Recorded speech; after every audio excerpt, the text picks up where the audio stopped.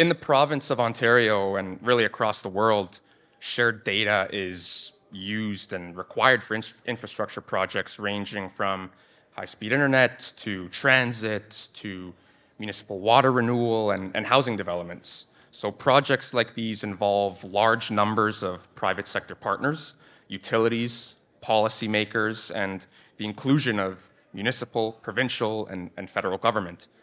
So as the economic and innovation engine of the country, the province of Ontario, as you see on the slide here, continues to grow. Currently with a GDP of 799 billion, population of 15 million, it's anticipated that these figures are likely materially to rise over the next 10, 20 years. And looking ahead, Ontario faces multiple dynamics that place an increased emphasis on strategic decision-making. Some of these include rapid population growth, forecasted to be around 32% over the next 20 years. That could also increase the demands on infrastructure and services, demographic changes, senior citizen population growing as much as 68% between now and 2037, evolving technology, reshaping how we utilize infrastructure and services. So increasing uncertain climate-related events, energy transition towards more sustainable, renewable alternatives. To me, the what, so what, and now what behind all of that is labor and supply chain challenges place limits on delivery and execution.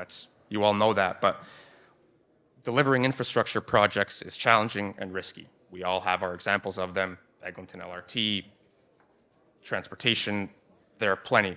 But even under the best of circumstances, at scale, infrastructure projects are often delayed and over budget.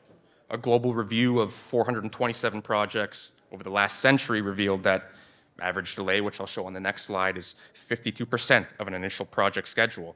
Average cost overruns are 79% of an initial project budget.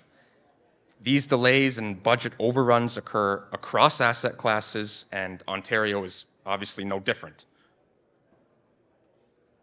So the theme taken from the conference, reshaping the world we inhabit, advancing technology that grows businesses, drives innovation, and improves our civilization. The provincial government is thinking about capital projects differently to ensure at-scale infrastructure is built on time and on budget, and that Ontario continues to be an attractive destination for investment. Digital twins are an emerging technology to support improved decision-making.